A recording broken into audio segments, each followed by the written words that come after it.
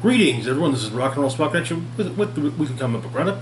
We've got a decently sized haul this week, so let's get started. Kicking things off, we've got Sabretooth number 5, wrapping up the miniseries. Where we left off, well, Sabretooth was using his fellow inmates of the pit to as a means of sowing chaos and discord on Krakoa.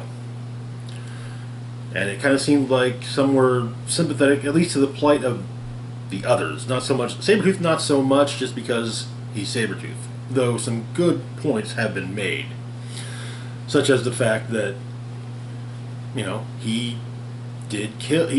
That while the crimes he was put in the pit for were committed before the laws of Krakoa were established. So, is it even just then to imprison him for them? Can you break a law that before it even exists? So you open the quote from Paradise Lost. Our torments also may in length of time become our elements. Okay? But a massive, a small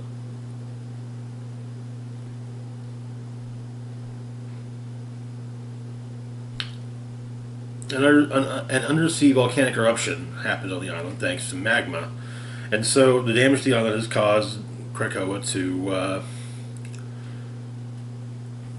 knock out a whole slew of mutants in the area to basically kind of utilize their life force on a smaller scale to heal the damage. But Sabretooth, however, seems to be loose. He runs to the docks and steals Bling's boat. Well, to steal Bling's boat when he's stopped by Mystique and Destiny. And while Mystique seems quite eager to take Sabretooth down, Destiny tells her to stop.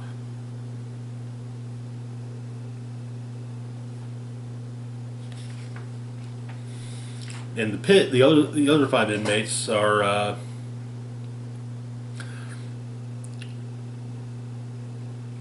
meeting with Doug Ramsey, and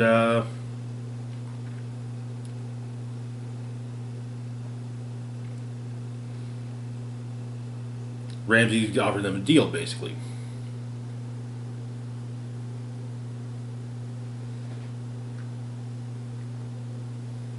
But basically to catch Sabretooth.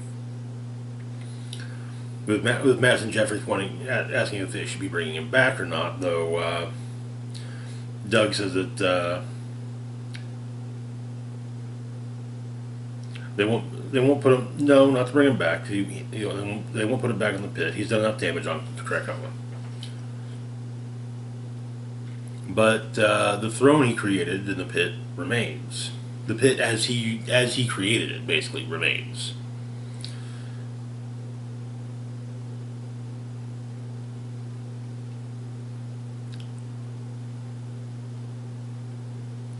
But Third Eye explains that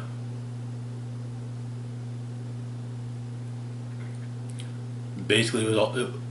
Sabretooth escaping was all part of his con. With Doug stating even that it's easier to hide one escapee than 6. However, the group is joined by the other 3 inmates of the pit: Nanny, Orphan Maker, and Toad.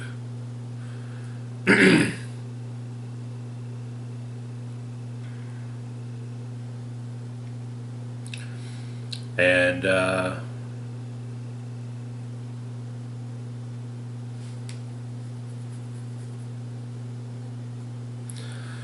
basically it's decided that yes, they'll all be released.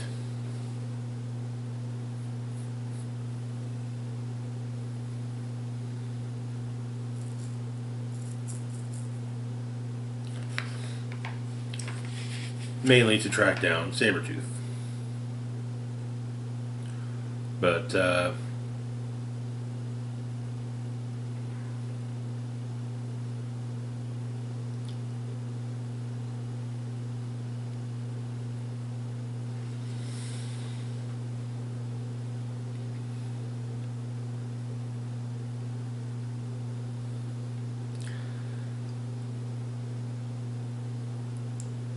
Xavier's dealing with what's been going on, and basically realizing that and Sabretooth points out to his narration that this whole thing had actually done quite a bit of damage to Xavier's reputation on the island, which, well,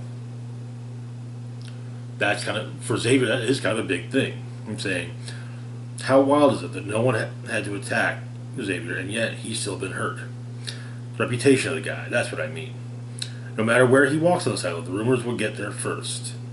And it's not humans thinking bad about him, it's us. Sabretooth swore vengeance on the professor. Well, you couldn't hurt him worse than this. Mutants are immortal, but their reputation, not their reputations. But the nine remaining inmates of the pit are released, and that's when this is when Cypher breaks the news that Sabretooth can't ever come back. But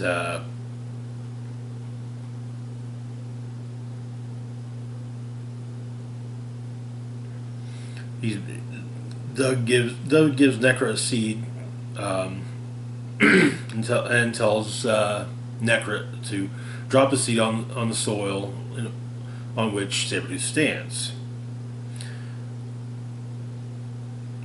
When she asks, she says he wants to kill him, he says that the seed won't kill him, but he'll wish it's all it did. However, Sabretooth gets picked up by an Orcus station, and a power dampener collar is put on. There's a write-up about the various Orcus stations. I think this is Orcus Station 6 that caught...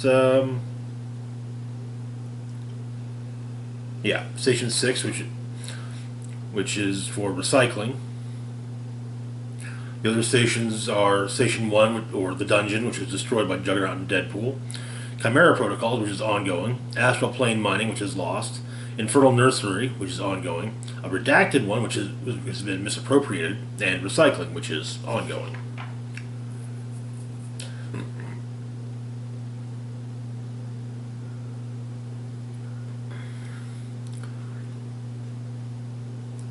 But,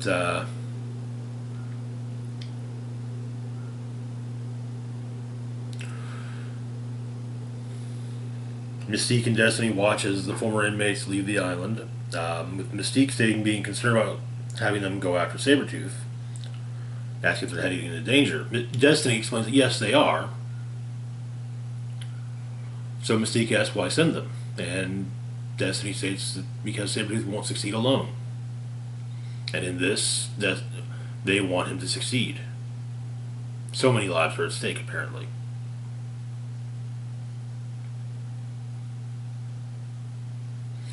It's also stated that Birdie, Sabretooth's former telepathic counselor, needs to be resurrected by the Five.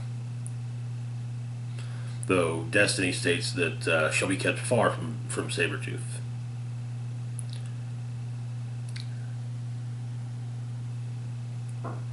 And Mystique asks Destiny if a truly bad man can ever do a good thing, and Destiny says that she's hoping so. Raven asks what Irene saw, and she states that and what she saw is this. Sabretooth saying, "To me, my exiles."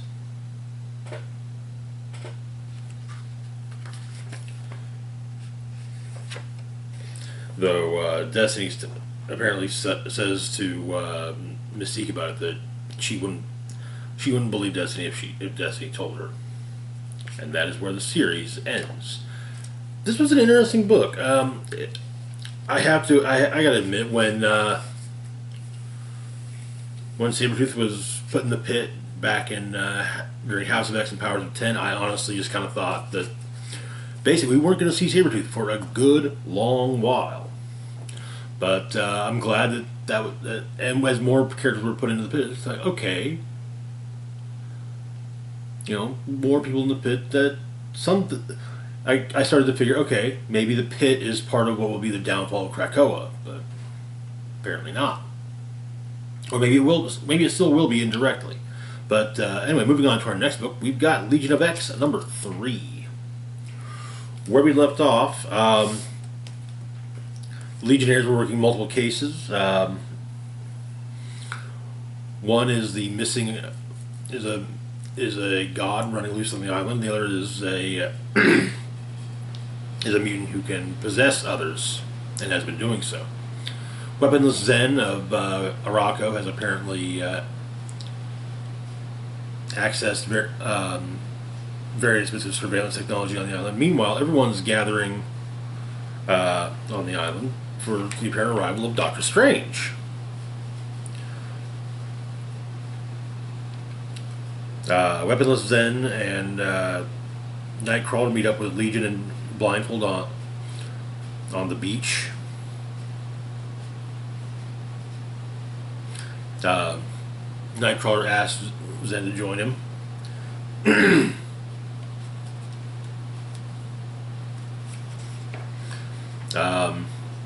And Blindfold leads the pair into basically the astral plane. Elsewhere, Doctor Strange is apparently possessed by the Skinjacker.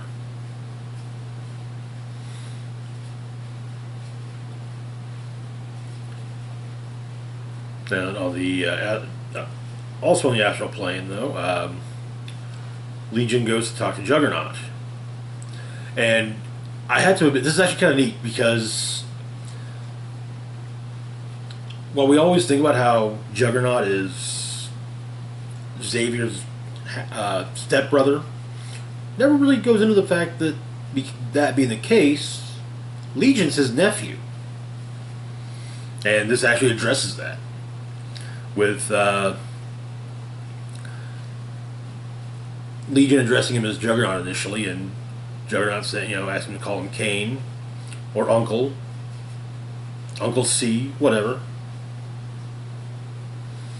And but Kane tells David he thinks he might be broken.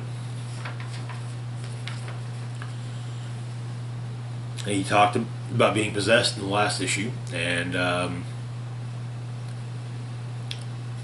he talked to Xavier about it. Charles basically told, said he'd be willing to remove the memory of what Kane experienced while he was possessed if he left the Legion. And apparently Kane told Charles he'd think about it. Turns out that what Dust does within the Legion is at the altar, Dust's ability to control billions of granular points can be repurposed as a psychic network, and everyone that they've got in there is within said psychic network. It's explained that while it's believed that Polly, who Juggernaut and Forget-Me-Not brought in the first issue, is a widower and was blamed for the death of his wife. Turns out it had to do with his abilities, and she had a tumor removed from one of her lungs.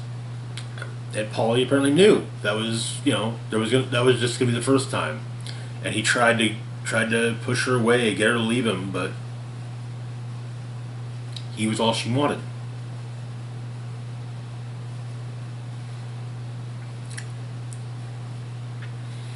Apparently, the records state that Polly's wife died in her sleep, and the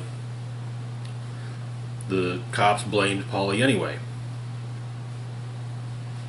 As Forget-Me-Not explains. But they've apparently managed to apprehend the mutant Switch, the Skinjacker, in a reliquary with some runes on it to keep him in there.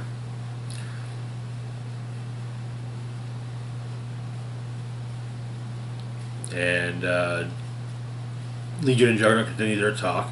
There are 2 write-ups about the astral plane, about the whole astral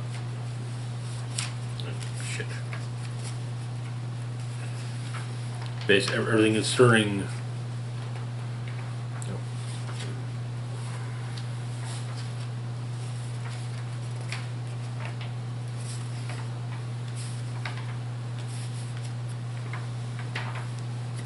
So you have the layers of physical reality, physical space. The altar exists as a liminal relativistic construct. Just explain that Legion, using his prodigious mental presence as psychic real estate, he created a miniature reality capable of supporting organic life. Physical laws are broadly maintained, albeit on a sliding scale according to Haller's design and whim. Some examples. The altar mimics a fixed point within spatial reality. Authorized teleporters may visit without recourse to standard Krakoan superpositional gates. Centers of gravity would appear to wax and wane directionally as the visitor chooses. Heisenbergian states of perception allow violations of standard physical constraints. In lay terms, matter is subordinate to the mind. Per the above, altered forms of consciousness, identity, and individuality predominate. But past the altar is the astral realm, noted as being the Empyrean, a relativistic substate of dimension 616. The abstractions of sentient minds are here represented as loci of informational potential within the infinite psychic matrix. Physical matter cannot endure long without defensive mental technologies. There's a note as well that the altar is a fixed point of scholarly contention whether the astral realm is a reflection of the physical universe or vice versa. But in the astral realm, well, there's a lot in there, and it comes close to overwhelming Zen and Nightcrawler, with Zen becoming privy to some of Nightcrawler's fantasies. I think at least one involves her.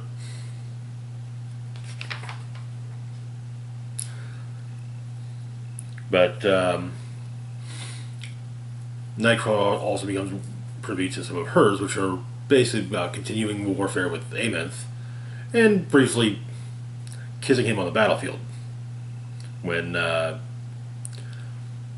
Blindfold gets them to where they need to go. That explain there's a dagger of perfect gold, but Nightcrawler tries to put things together, realizing that the two cases are the same.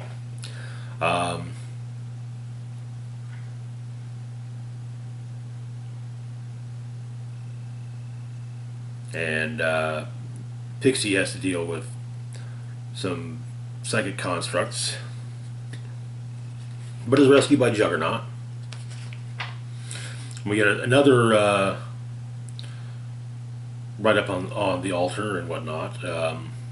Points being point 1, Legion, the physical brain of David Haller. Then there's Temple Gate, Krakoan superpositional wormhole gates connecting the physical space to the altar. First gate, Araco, Outcast Camp, proposed second gate, Krakoa Transit. Then there's Cortex Complex, psychic archive for the neutralization and storage of David Haller's theoretically infinite secondary personalities and their abilities, the limitless mental armory of a transcendent power. Then there's the Congregation, a consensual hive mind into which visitors to the altar may disperse at will. Maintained and regulated by dust, participants' astral abilities are rendered as nodes, or identities are rendered as nodes in a distributed network prescribed by users providing the bliss of belonging. If the altar lies halfway between physical and astral planes, the Congregation is a step closer to the latter. Finally, we have the Beach, access to egress from the astral realm, notionally rendered by most visitors' perceptions as a stretch of tropical shoreline. But Nightcrawler begins to realize that the two cases are actually one case.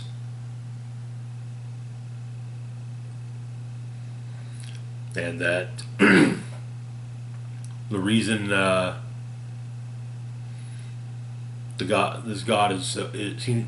escaped god is so powerful is that he has a follower. And why Switch is suddenly using magic. His powers are being boosted, He's avoiding detection. Outgunned Pixie, who's an actual sorceress, because Switch is the worshipper.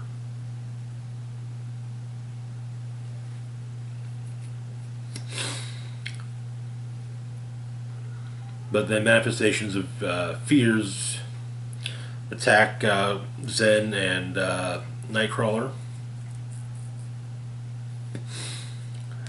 And there's a sudden scream which saves them. That scream coming from apparently Banshee's astral form. Which, I mean,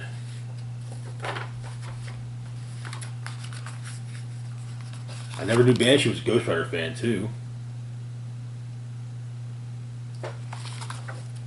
That is where the issue ends. Interesting so far. I'm liking the concepts. I saw some rather harsh criticism of the book online earlier this week, namely that Chris Spurrier is a big fan of Legion, and to the point of kind of saying to the point of blaming Xavier for all of Legion's shortcomings. Which, to be fair, a lot of his shortcomings kind of are on Xavier. The idea that Xavier basically, chose his dream over his family. Anyway, moving on to our next book, though, we've got the X-Cellent number 5, wrapping up the miniseries, though not the story. So where we left off,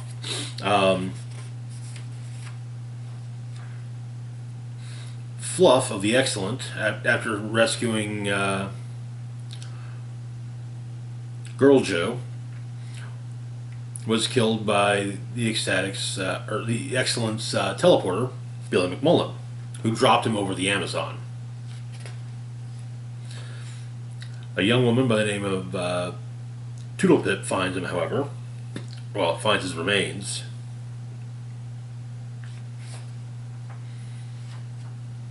Meanwhile, at the X-Statix mansion, Dupe is putting a teleportation shield around throughout the place.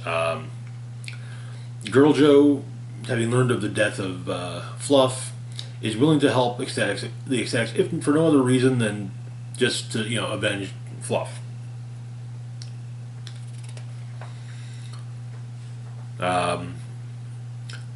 With the X-Cellent, have Pood of the X-Cellent has managed to make a copy of the Book of Vishanti, but their mission brief is they're going on a mission for their happening.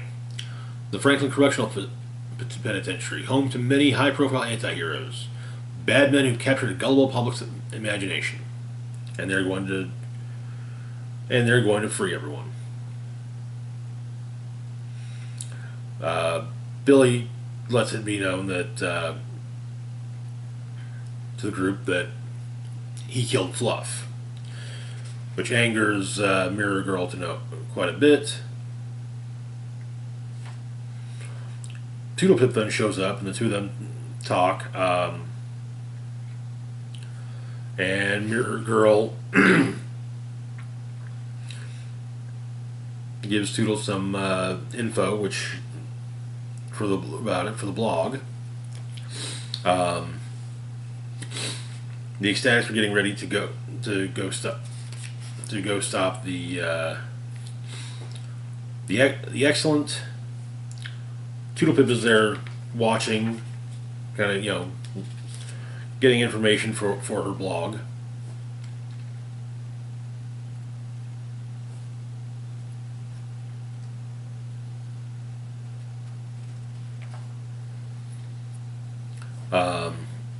Mirror Girl is beginning to rethink her allegiances. Billy teleports them away. When Toodlepip shows up as Zeitgeist is going after Mirror Girl, but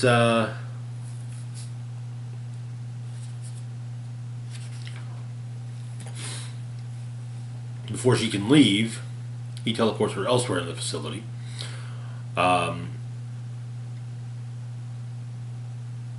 Pood's special chamber.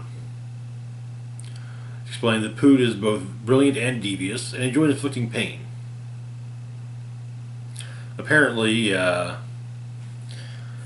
reason that Zeitgeist took the Book of the Vishanti is for one of the spells, the Rite of Apotheosis,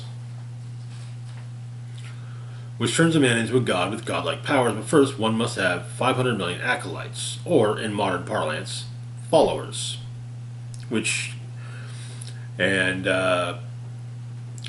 Zeitgeist tries to recruit her for the group to be the X-Cellent's teleporter, though Tooltip says, "You've already got a teleporter."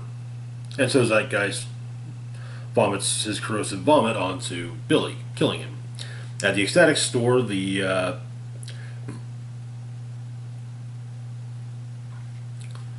X-Statix are doing a signing, but You-Go Girl discovers that the X-Cellent are attacking the X-Statix mansion.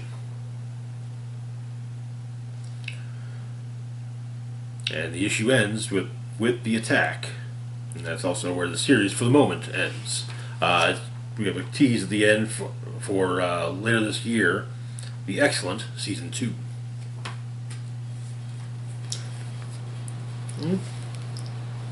It's okay. There's some interesting concepts, I will admit, but yeah, I never really read X-Statix. I vaguely know the characters, largely because of their inclusion in HeroClix. So yeah, and their inclusion in the Versus collectible trading card game years and years ago. Moving on to our next book, though, we've got Magic the Gathering number 16. And I gotta say, I like the fact that Boom has gone back to including a little slipcover and polybagging the Planeswalker variants. As for this month's Planeswalker variant, we've got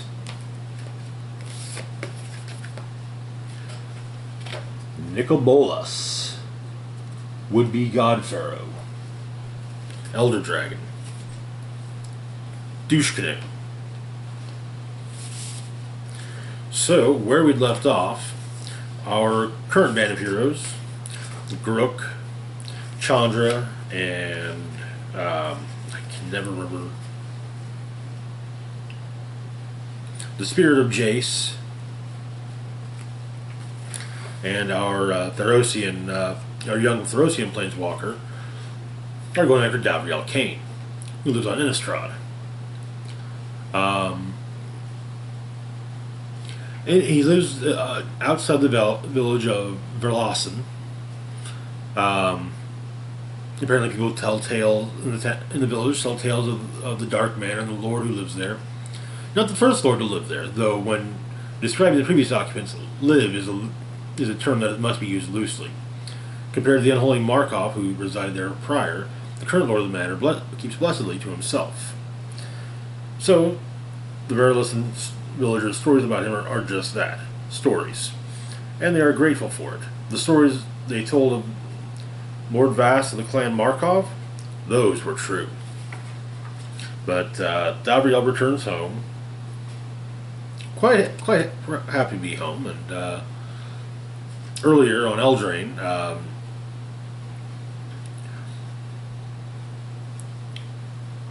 Chandra, Garruk, Jace, and I honestly cannot remember the other, the younger planeswalker, the younger planeswalker's name, planned for the taking of Davriel Kane. And so the trio, or quartet, arrive while Davriel sits in his home and reads. They attack. He counters, but there are a lot of ghosts about, so Jace is able to help with that. It's explained that Davriel is working for Tezzeret, not for reward or because he believes in Tezzeret, but a pure self-preservation. But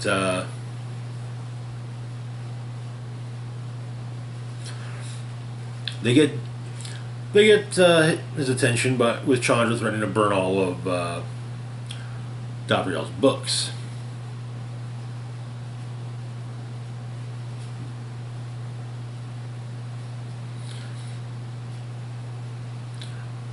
And Gabriel states that, if they know about the Immortal Sun and Tezzeret, then they know that Gabriel can't go against Tezzeret. But Chandra states that they don't know that. What they do know is that, but they do know Tezzeret, and they've beaten him before and worse than him. So they're going to stop Tezzeret.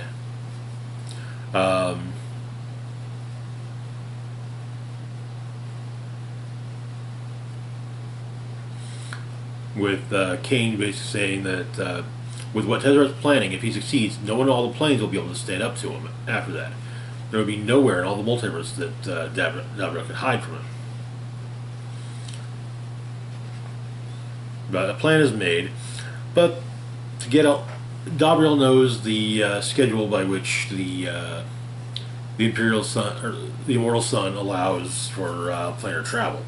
However, Grok and Chandra's faces are plastered all over Ravnica on wanted posters. But Kane somewhat explains Tezzeret's plan by saying that Tezzeret was a man who was born in the wrong time. It's explained. So, some Magic the Gathering lore. There was something called the Great Mending. It explained here. In the years before the Great Mending, planeswalkers were so much more powerful. Certainly, they have a terrifying amount of power in the eyes of the public. But imagine being able to accomplish the feats of the mighty Ursa, or Sarah, or any of the other great lords and ladies of the Aether. The planeswalkers of old channeled Aether, the energy of the blind eternities, in a torrent compared to the trickle that modern planeswalkers do. They were known to create entire planes. Tezzeret has found something that will allow him to magnify his power enormously, making him into something more akin to the planeswalkers of old. Though Gabriel corrects himself, saying someone. The hidden planeswalker from the young planeswalker from the hidden planeswalker.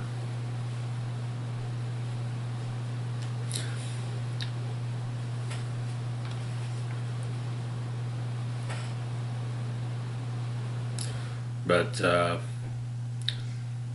like I said, it's explained they can't go to the whole lot of them can't get into Ravnica at once. Chandra's face is plastered on wanted posters on every wall in Ravnica, as is Garruk's, as is every member of the Gatewatch and rival planeswalker that Tezzeret can think of.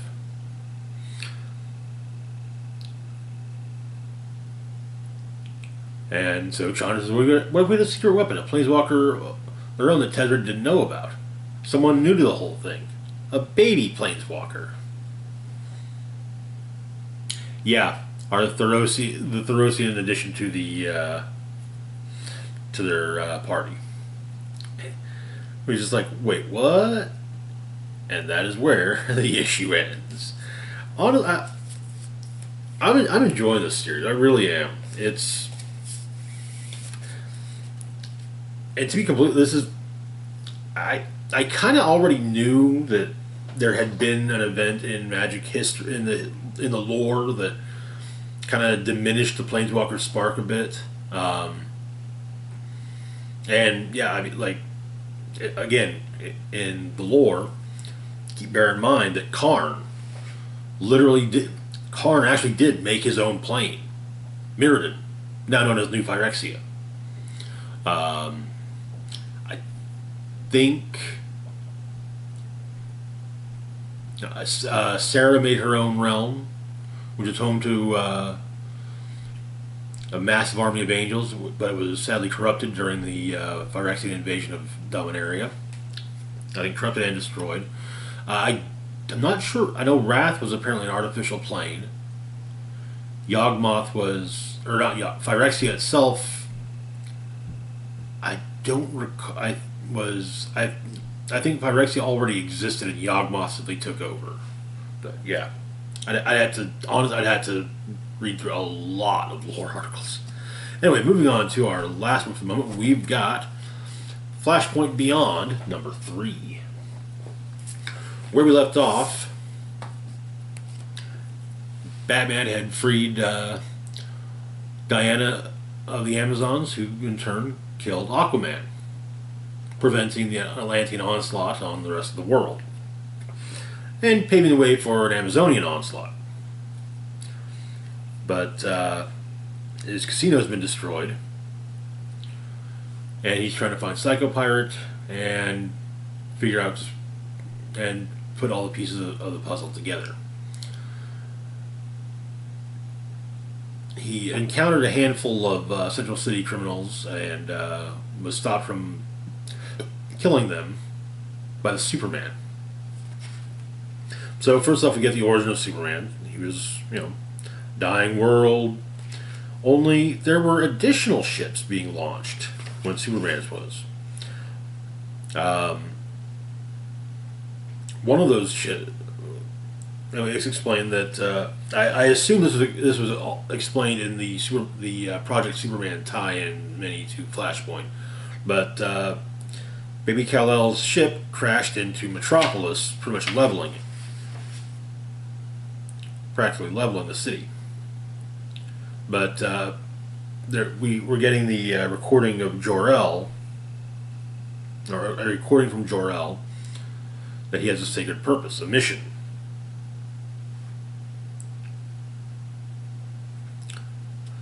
At Wayne Manor, while Cobblepot is teaching Dexter Dent how to pick a lock, when Zoom briefly showed up, when Reverse Flash briefly shows up.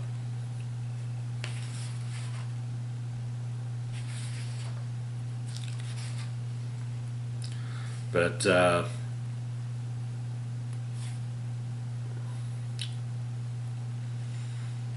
Digger Harkness decides, after shooting Superman, Digger Harkness opts to run. Batman punches him a few times, and Superman knocks Batman out in one hit. At Arkham, Harvey Dent's widow smashed half her face against the door window of her cell, but there's someone talking to her, a voice.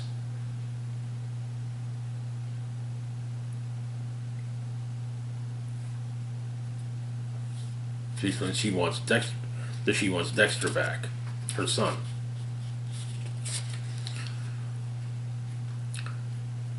Batman wakes up bandaged, his injuries bandaged, in a sanctuary of sorts made by, among others, maintained and in part made by Poison Ivy. The Oasis. She explains that Superman reached out to them to help create this place, a place for this place like him, a home for those that have none, a sanctuary. Protection for the people of Mother Earth that have been forgotten and abused. It's explained that, and Batman assumes Superman made the place, though Ivy adds that it was his idea, but the Swamp Thing, Jason Woodrue, is the one who made it. And they found some crystals within. They've apparently found some Kryptonian crystals. Woodrue's able to access the information on them, and it turns out that Superman was supposed to be the vanguard. Kal-El was supposed to be the vanguard for an invading force. Kryptonians intended to basically migrate from the dying Krypton to Earth and take over the planet with their superior abilities thanks to Earth's yellow sun. And so the idea is that eventually Jor-El and Kal-El would conquer humanity together as father and son. And they're coming. Superman and Ivy both suggest Batman do what he can to get the heroes together to protect the Earth from that, but Batman's like, yeah, no, I don't.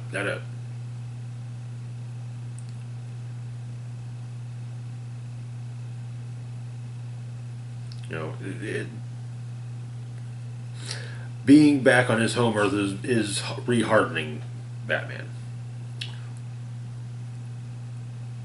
That Batman basically tells Ivy and Superman no and heads home.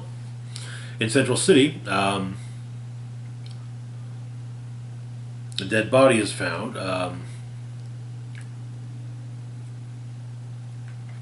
Someone's staying in a room, renting a room from Iris West.